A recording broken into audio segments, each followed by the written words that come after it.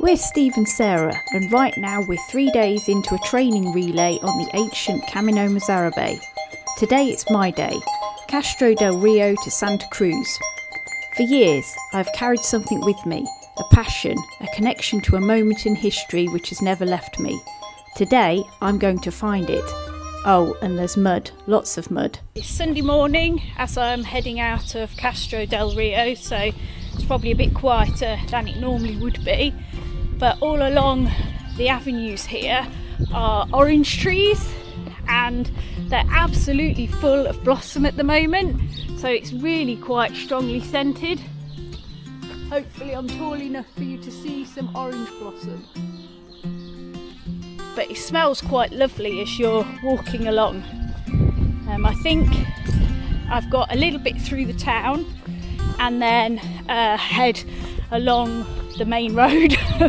Hopefully it'll be quiet because as I said it's Sunday morning, and then looks like I'm across. I have done this route before in the summer. It looks like then we head across some flat, what they call vega here, which is used more for like market garden growing, but it's quite flat, so I'm expecting it to be quite muddy across there, but I guess we'll find out when we get there. Castro del Rio is famous for being one of the last places still making furniture out of olive wood, and to mark this, I'm just going to show it you in a second, they actually have a giant rocking chair on one of the roundabouts, which is the exit of the town. So there you go. That's the giant rocking chair. Today's route has quite a few options. Basically, you can go straight from Castro del Rio to Cordoba. It's over 40k. There's no staging point, there's nowhere to stop to get refreshments, so it's not really recommended. So the other way that I'm doing is via Speco. Unfortunately, you have to cross the main road, the N432, and that's the way at the moment.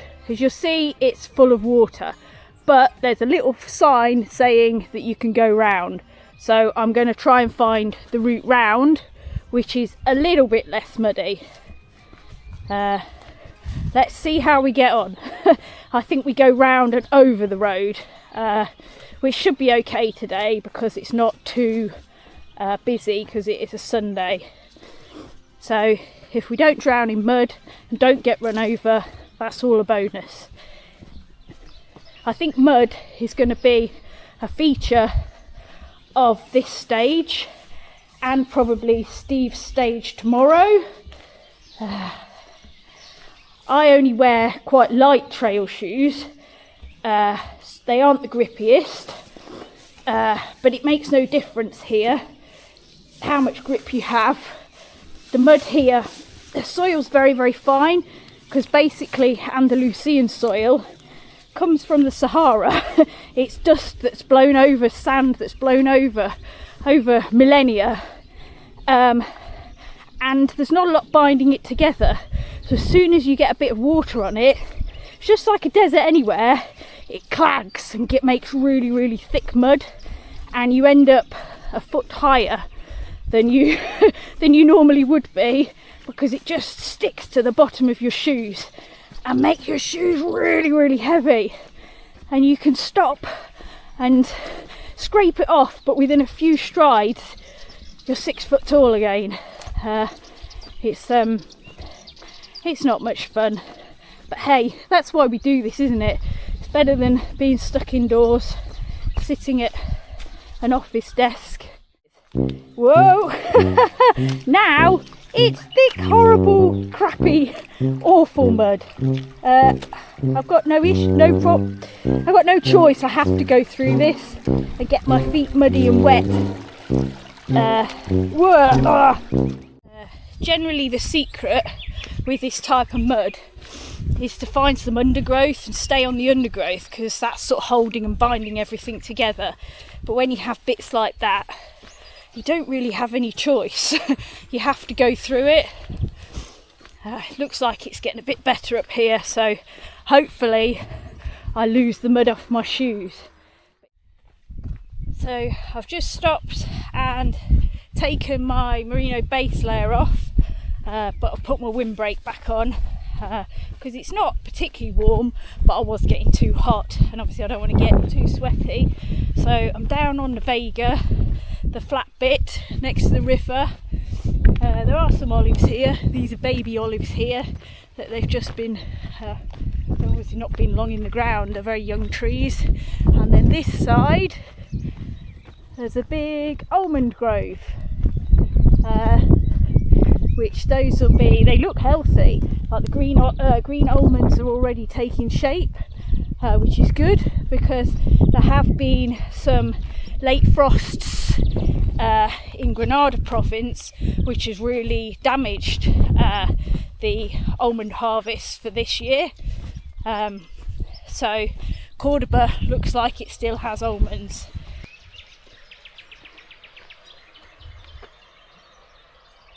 I want to go and find the sculpture, The Fall of the Militiaman.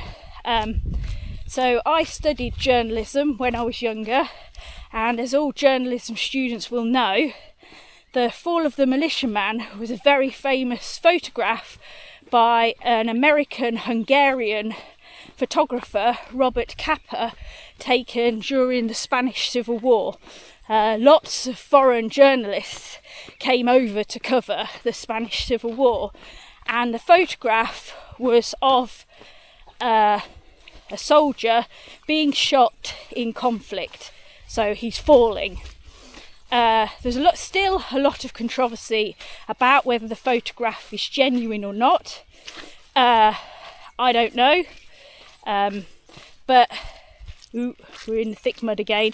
But basically it changed the way we view conflict photography and how we cover conflict, because up until that point no one had taken a photograph in conflict.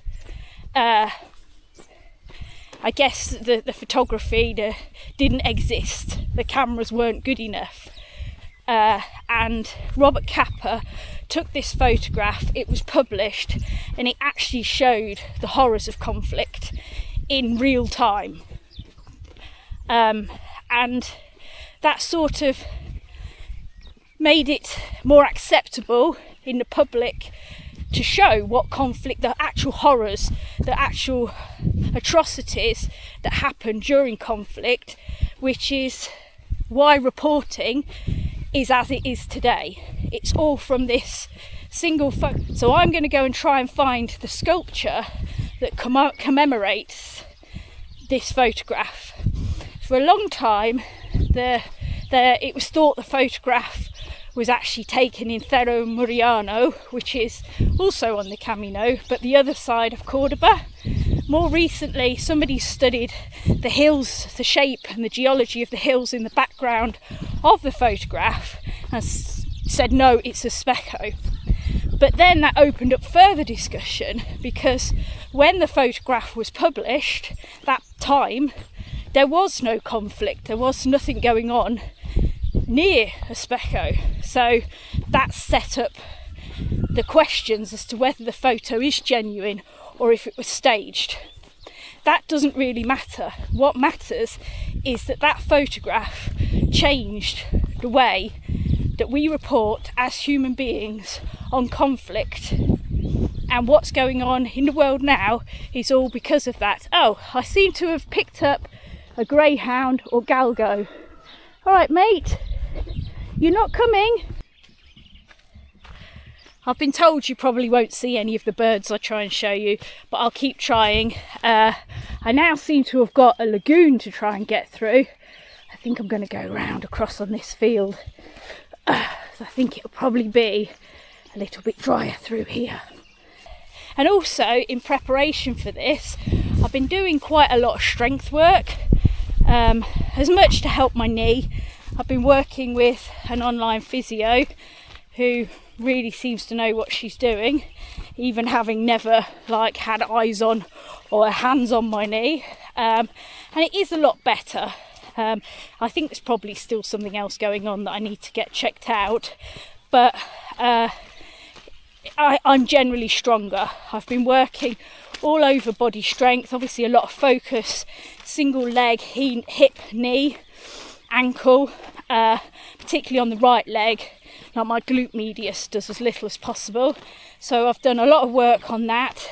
Then I also do quite a lot of upper body and core work, and I'm lifting a lot heavier weights and with more power, because for a woman of my age, when we start to lose muscle, we lose it quite quickly, and it's the power element we really lose, and that's really, really important, not just for daily life, but if you want to run as well. You know, I think I'm not a fast runner. My endurance is quite good, but I used to be quite powerful. I could muscle my way through races and at a certain pace, and I haven't got that ability anymore, so I really need to do something about that, and that's what this physio has really been helping me with. It's still decline, but it's much better than it was. I'm starting, you know, when I do a little tuck jump, I'm starting to get a little bit of height back there. We're not jumping onto big plyometric boxes yet. I can't see that happening anymore. I'm a bit nervous of rattling my shins. But yeah, I know bodily, obviously I'm not going fast on the Caminos, on the different stages, but I can definitely manage my pack. It's not too heavy for me, and so it is making a big difference. So if anyone's training for a big endurance effort like this, I would say don't neglect your strength. You know, yeah, you need to be getting out on your feet, carrying your pack, going long distances in your training, you know, building up, but if your body's too weak to handle it, you will have a lot more issues. So that's my top tip for the day. Right, onward.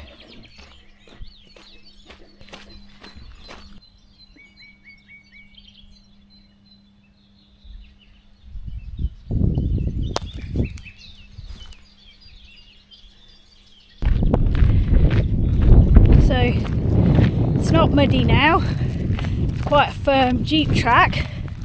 The big issue is I'm going uphill. So I'm not running up here either.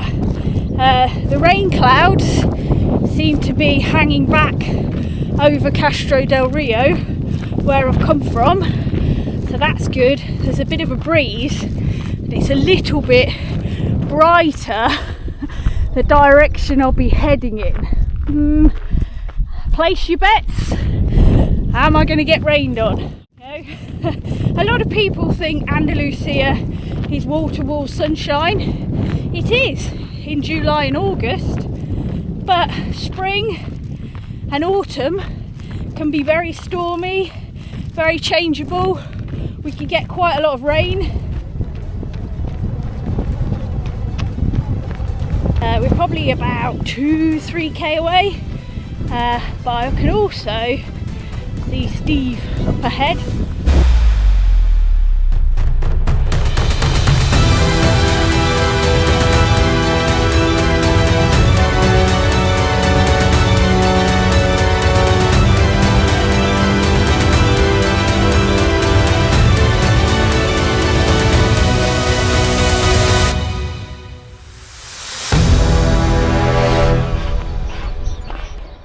The Camino goes straight on here.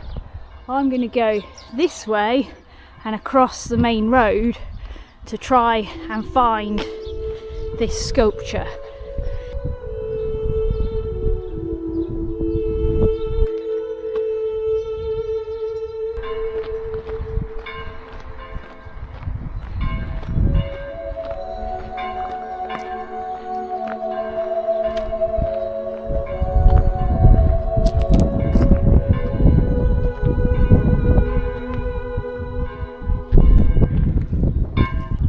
So I've made it to the statue. It's actually really moving here. So this is the article, a copy of the article which appeared in the newspaper with Robert Capa's photograph, and it took a long time for them to work out exactly where the photograph was taken, but here's a board which explains how they sort of worked out the location because of the topography of the hills behind. And obviously it says that the photograph was the cradle of modern photojournalism, which has obviously changed the way that we view the world today. So it is very poignant. Okay, I better get moving, back on my route.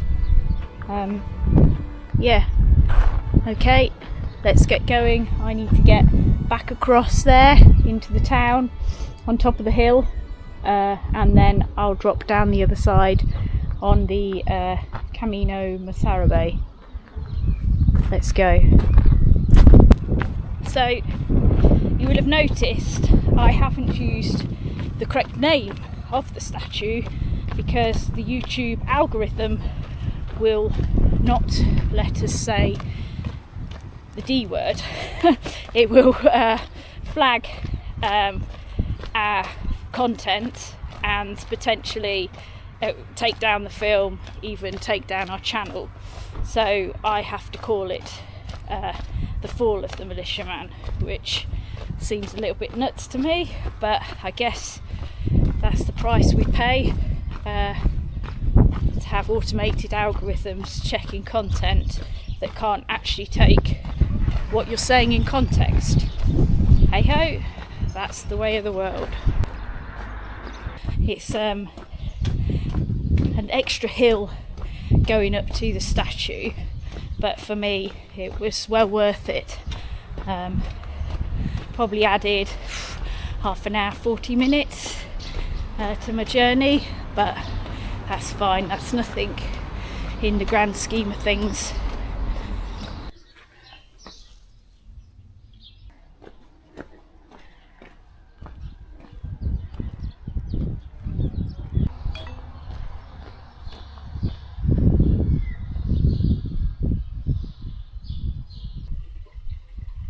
So I'm a kilometre or so from Espejo, and the Camino goes past this.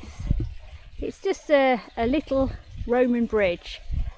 Pretty spectacular though that it's still standing after 2,000 odd years and countless storms. You can actually see the ruts that the carriages made passing over it all those years ago. I think it's had a little bit of recent storm damage, but it seems to be hanging on, which is great.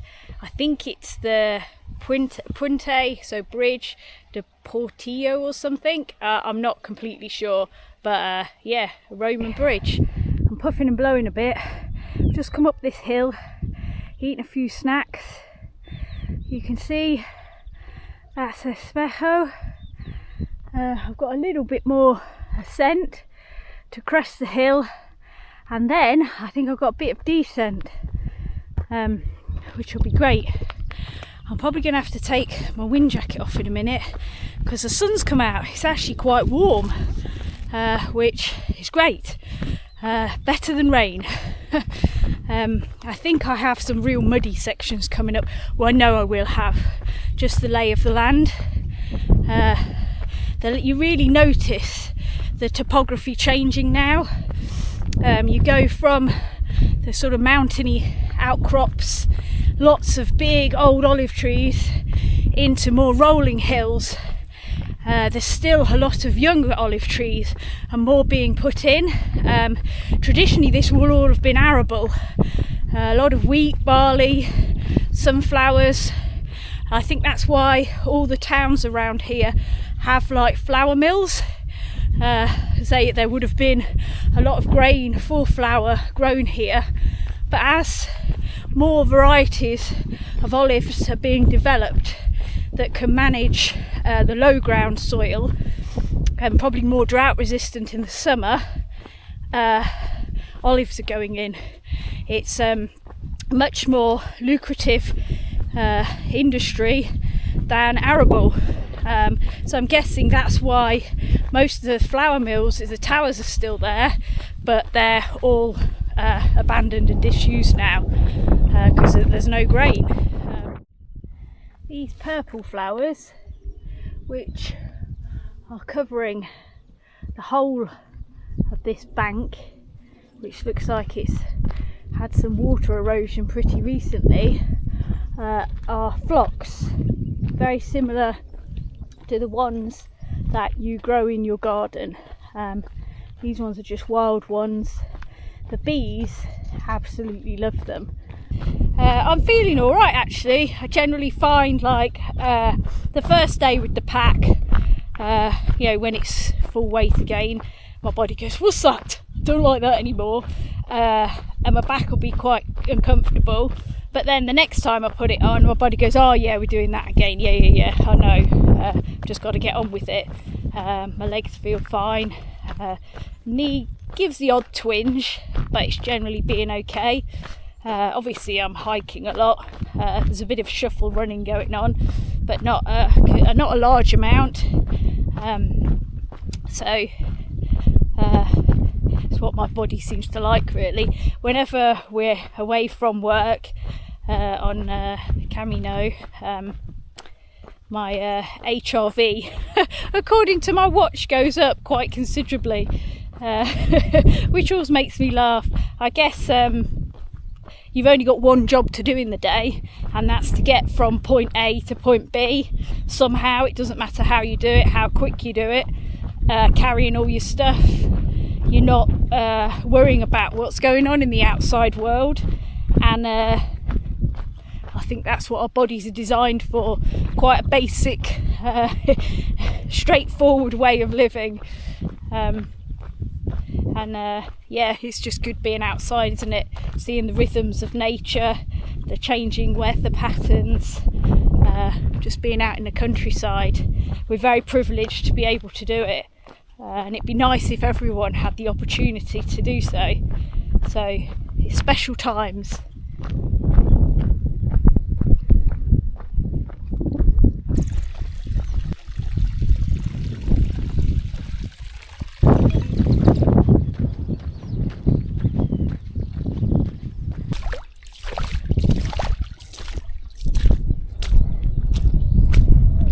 I've now officially got wet feet for the first time today, so I've done quite well to get this far without getting my feet wet and muddy.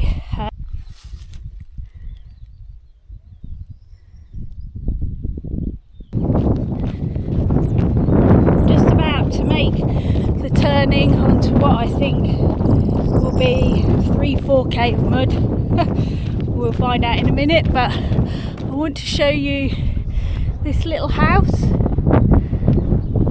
A sweet little house. We basically go up sort of this line of olive trees alongside it, but it's a really, always looks typically Andalusian, little white house set in the olives.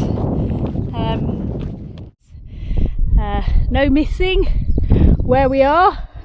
We've got a big sign to remind us. Okay, let's get going and find out. Oh, I can already see how muddy it is. This looks quite dry at the moment. Happy days. There don't seem to be any footprints, which makes me think the pilgrims have had prior warning and gone another way. But we'll see how we get on. Steve always says I should tell my emotions more and how I'm feeling to the camera, and I think through years of doing mountain ultras, you feel what your body's telling you, you do what you can about it, but you never voice it, because once you voice it, you're acknowledging there's a big problem, and psychologically that little voice gets louder and louder and louder in your head, and that's what makes it harder, that's what makes you stop.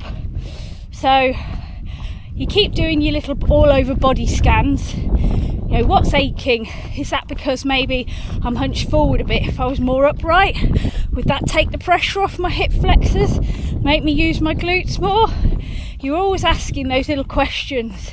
You keep fueling, you keep drinking, you feel something wrong with your feet, you do something about it. Those are the stuff you can control, but the ground conditions, the weather, that's out of your control. So you just have to, it's the same for everyone in an ultra race, you've just got to manage them as best you can. Use the right equipment, put your coat on when you need to put your coat on, take your coat off when you need to take your coat off, but never say out loud what you're really feeling, even if there's no one around, because once you voice it, psychologically it's so difficult.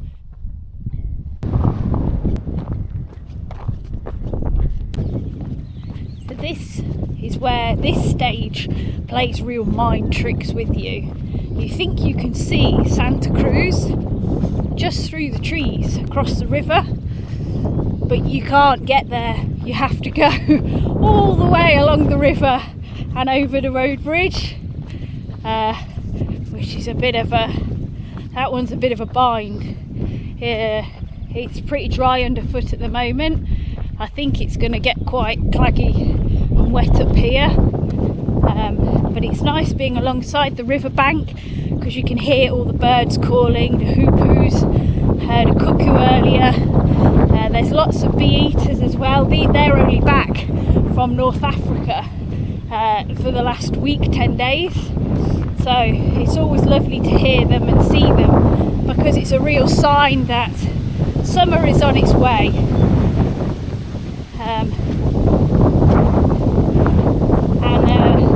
They're just such colourful and bubbly birds. It's a little bit like a jungle down here.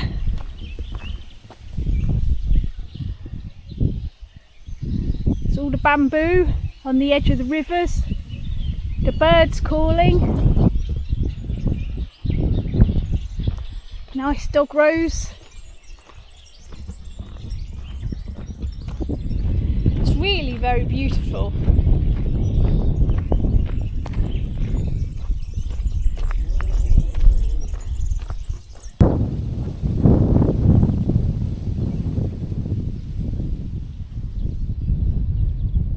Which side shall we go? Let's go this side and just try and get in this bit of grass on the edge of the field, because that gives us a bit of purchase. Oh, I don't want to get on the field because it looks like it's going to be sunflowers. So pilgrims, in a few months' time, probably May, June, this will be a wonderful field of happy smiling sunflower faces. I've reached the ford just before the main road. It is fast flowing. I think I'll be okay. It's not deep, but that is quite fast flowing. So what I'm going to do is I'm going to get my poles out just to give me a little bit more grip, and then I can't film as I'm going across because I need to be able to stay upright, but I'll speak to you once I get to the other end.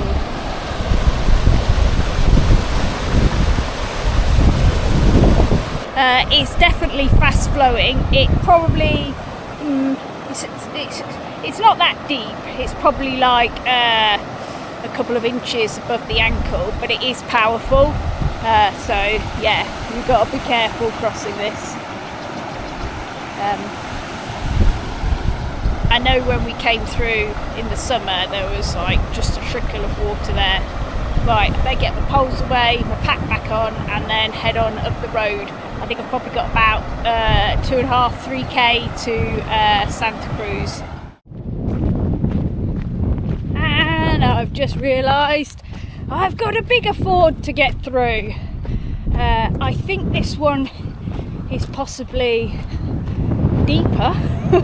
wider, but I don't think it's fast flowing. It might even just be a blinking great puddle, to be honest. Let's have a look and see and scout it out. I think it's just a great big wide. No. Okay, I was hoping I could maybe go up to the right here and get across, but I think, oh no, it does. It looks like somebody's put a piece of board here, and there's a little pathway sort of through the jungle, avoiding the swamp, over these pallets. And then obviously I'm going to have to check myself well for ticks after this. Oh, get my foot caught on the bamboo.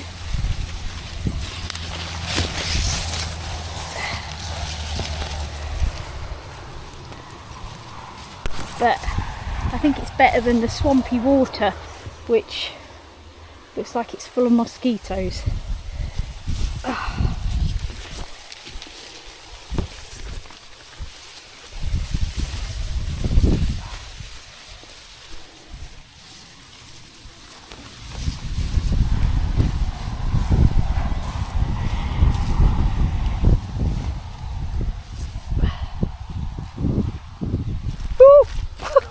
Nearly. I don't really want to fall over in that. But hopefully that's the last bit of adventure for the day. Just got to navigate the road now. And then we should be at Santa Cruz and be able to meet up with Steve, who's no doubt enjoying the coffee in the bar.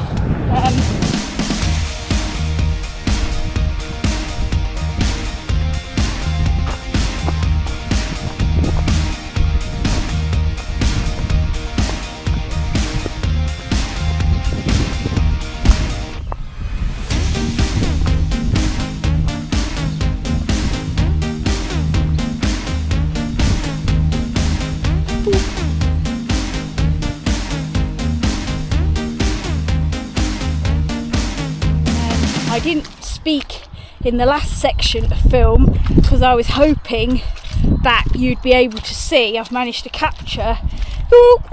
Sorry, I'm slipping over in the mud.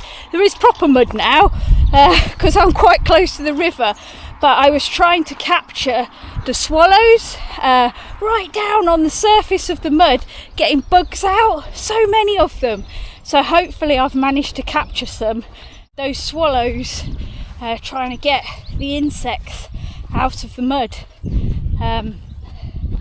which is quite a special experience. Never managed to get that close to swallows because they're so fast in flight. You just see them sort of swooping by. So that was quite nice to see. Right, let's plod on up to Santa Cruz and find Steve. Coming in to the village of Santa Cruz. That's the end of the stage today. I think I ended up doing about 26.5k. So obviously I did a little bit of a detour to look at the sculpture. I can see the van up ahead. I'll be quite glad to get there.